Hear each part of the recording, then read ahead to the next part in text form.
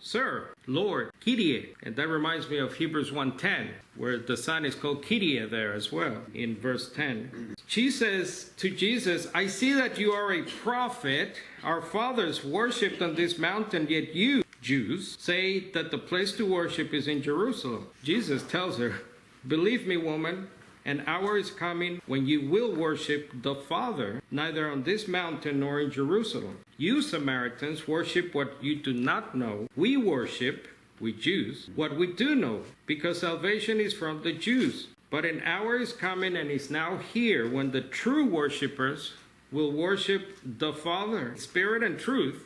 Yes, the Father wants such people to worship Him. God is spirit, and those who worship Him must worship in spirit and truth. So the woman says to Jesus, I know that Messiah is coming, who is called Christ. That's interesting, that addition there. I think this is one of the rare places where the word Mashiach, anointed one, is used. She says, when He comes, He will explain everything to us. Jesus says, I am He. This is the Holman Christian Bible translation, by the way. I am He, that is ego eimi, Jesus told her, the one speaking to you. When we read these words of Jesus, this exchange that many of you know out there, probably by heart, we know this story, some of you.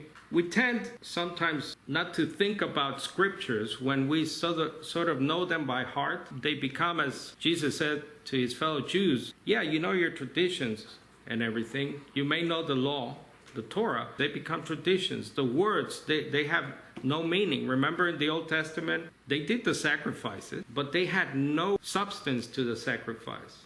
They were doing what God was telling them to do, but the sacrifices were meaningless to God. They had become meaningless.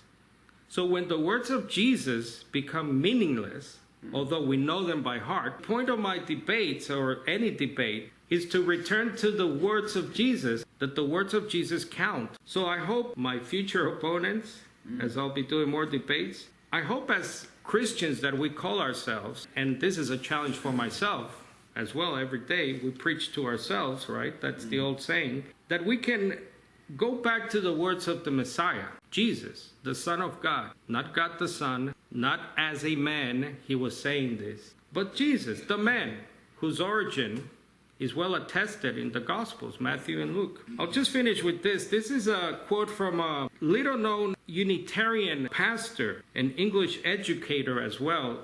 His name was Lant, L-A-N-T, Carpenter. He said, if God is tripersonal, that is a Trinity, it cannot be said to be a person. You introduce nothing but confusion, for God is always described by the sacred writers as a person. When you speak of God being an intelligent agent and at the same time deny Him to be a person, you talk in a language not possible to be understood. Again, whether the terms essence and substance have the same signification, if they mean the same thing, or if they mean different things, as was debated throughout many early Catholic councils, I think, says Lant, of little importance and not worth a particular discussion. It is high time that all such metaphysical terms should be banished from Christian professions and Christian debates.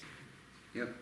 Amen. I long for that day when we can actually just debate the Bible, not later creeds, especially from 300, 400 years removed from the words of Jesus.